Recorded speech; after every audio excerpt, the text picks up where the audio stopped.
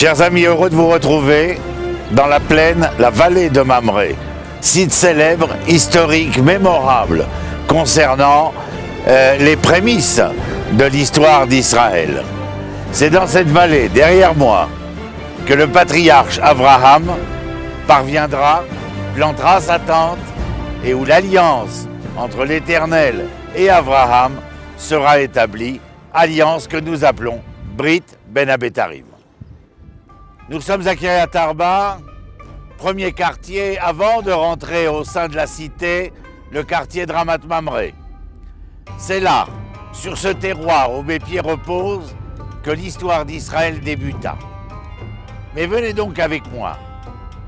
Il y a 3500 ans de cela, ici, vers l'est, si nous continuons notre chemin tout droit, nous parviendrons à la frontière de l'Irak et du Koweït, dans une ville que nous appelons aujourd'hui Bassora et qui certainement dut s'appeler dans l'Antiquité Ur-Kasdim.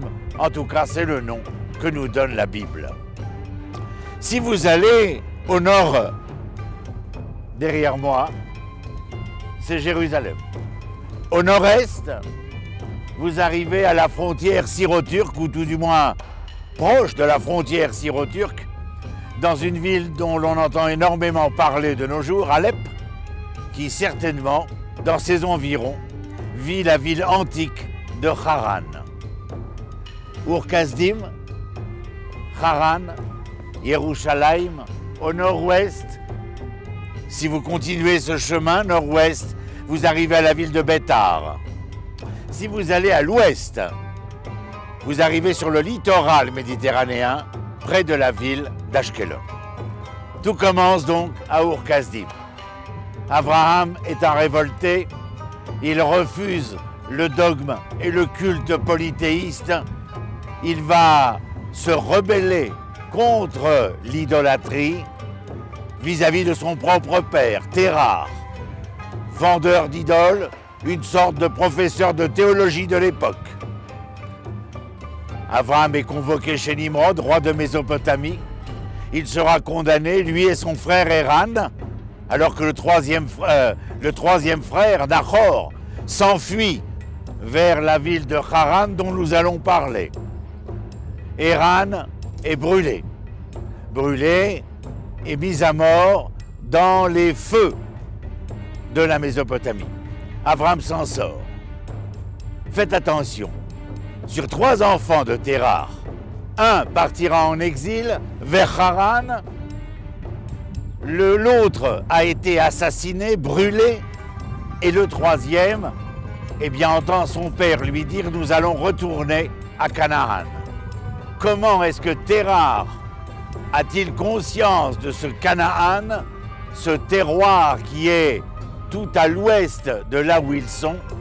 Eh bien, nous avons retrouvé, dans les fouilles archéologiques du début du XXe siècle, des vestiges d'une tribu qui s'appelait les Habirou. Habirou, vous entendez HBR, en quelque sorte, un vestige de ceux qui s'appelèrent des Hébreux.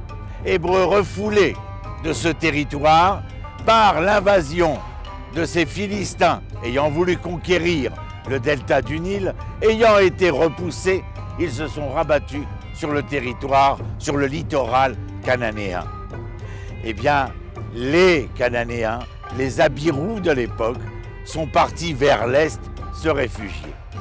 Terah dit à Abraham, à sa bru Sarah, à son neveu orphelin Lot, nous allons retourner à Canaan. Mais il ne retourne pas à Canaan de suite. Il se met en marche de l'est d'Ur-Kasdim vers le nord-est à Haran. Et c'est là qu'ils arrivent avec armes et bagages. Et Nahor, qui les reçoit, lui qui est installé dans ce nouvel exil, leur dit « Posez vos valises ». Je m'amuserai en ouvrant une parenthèse et en vous disant « Ici, il y a une boucherie cachère, une école juive et une synagogue ». Mais c'est justement là, à cet endroit, où Haran demande à son père de poser les valises, l'Éternel se révèle à Haran, à Abraham en lui disant « L'Erlecha ». Traduction générale va pour toi, ce qui est une erreur. L'Erlecha en hébreu, c'est va vers toi. Et pour aller vers toi, il faudra tout quitter. Ta maison, ton village, tes parents, etc. Couper le cordon ombilical de l'histoire de ta jeunesse, de ton adolescence, etc. Et aller vers toi, vers la terre que je t'indiquerai. L'Éternel ne lui indiquera pas la terre vers laquelle il se dirige. Moi, personnellement, je ne suis pas sûr d'avoir pu accepter de me mettre en marche. Mais Abraham se met en marche. Et il se met tellement bien en marche qu'arrivé à Elon Moré, au nord de la Samarie, il offre un sacrifice, Korban. Korban dans le sens de Karov, de Karev, de celui qui est proche du projet que l'Éternel a mis en marche. Quel était le projet? Abraham, va vers toi, vers l'hébreu qui se cache dans l'araméen, le mésopotamien que tu étais. Aujourd'hui, je dirais, mets-toi en marche vers l'hébreu qui se cache dans le juif que tu es encore. Retrouve cet hébreu. Et plus il se met en marche vers cet hébreu, et plus la terre se révèle à lui. Une certaine manière de nous dire, aujourd'hui, en 2017, que tout celui qui ne s'en sent pas si proche de la terre, à même de se révéler à lui, c'est d'abord et avant tout parce qu'il est éloigné de la quête de cet hébreu qui se cache encore profondément dans le juif qu'il est. De Elon Moré, Abraham va descendre depuis le nord d'Israël. Depuis la Samarie, il rejoint la Judée, il arrive à Bethel, il arrive à Ir-Shalem. Ir-Shalem dont le roi est Melchitsédek, qui lui offre le pain, le sel, le vin, enfin l'hospitalité, en lui disant, en lui révélant qu'il a eu un rêve comme quoi cette terre lui appartiendrait. La terre de Ir-Shalem, qui deviendra Yerushalayim, derrière moi, tout au nord, à 30 km. Et puis il continue vers Bethléem et arrive enfin dans la région de Hebron. Où arrive-t-il? Là, ce que vous voyez derrière moi, cette vallée, Eloné Mamré, c'est là qu'il plante sa tente, comme on nous l'indique le livre de Bereshit, que Abraham s'est installé à Eloné Mamré, plantant une tente ouverte aux quatre vents, car qui que vous soyez, d'où que vous veniez, il vous est permis d'y rentrer. C'est là, dans cette vallée, que l'Éternel se révèle à Abraham, pour lui promettre qu'il deviendra une nation, pour lui promettre que cette terre sur laquelle ses pieds reposent lui sera octroyée, offerte. L'alliance entre l'homme et la terre, entre Dieu et l'homme, entre l'homme et lui-même lorsqu'il va devenir ce peuple et cette nation des Hébreux, s'appellera dans le livre de Bereshit, Brit Ben Abetarim. Abraham est un berger, comme le seront David et Moshe.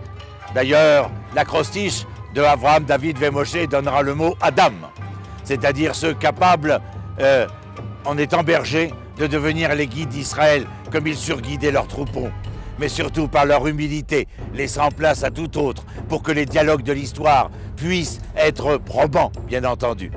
Il fait paître son troupeau ici, et va, en le faisant paître, eh bien, découvrir ce que nous allons découvrir un peu plus tard, le champ de Marpella, qu'il acquérera et dont nous parlerons un peu plus tard. Mais c'est ici, à cet endroit, que l'alliance eut lieu.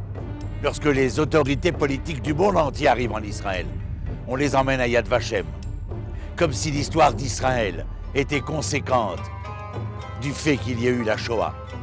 Non, jamais. Bien avant la Shoah, nous avions commencé à revenir. Nous sommes ici parce que nous sommes les enfants de l'alliance du Brit Ben Abetarim. C'est ici que des années plus tard, plus de 1500 ans plus tard, il y aura la fameuse bataille de Bétar, où les Romains, 70 ans après avoir détruit le temple, en 162, 63, 64, 65 de l'ère vulgaire, eh bien, décimeront les Judéens qui se révoltent contre l'hégémonie romaine. Et Adrien, l'empereur de Rome, prendra sa carte. Et lorsqu'il ouvrira sa carte géopolitique de son Moyen-Orient, il fera une croix sur le nom de Jérusalem, l'appelant Aelia Capitolina, et une croix sur le nom de la Judée, qu'il appellera du nom de cette tribu qui a envahi le littoral, les Philistins. Il appellera cette région la Philistie, elle deviendra Palestine. 1800 ans après Monsieur Adrien, eh bien vous voyez, nous sommes aujourd'hui des milliers à être revenus, à habiter dans ce terroir ancestral et chaque jour, par notre présence, montrer du doigt où l'histoire d'Israël a commencé. Comment ne pas s'intéresser au berceau de l'histoire d'Israël si l'on veut en sentir ou ressentir un tant soit peu les aboutissants de cette histoire. C'est à Hebron, dans la vallée de Mamré, que tout commença.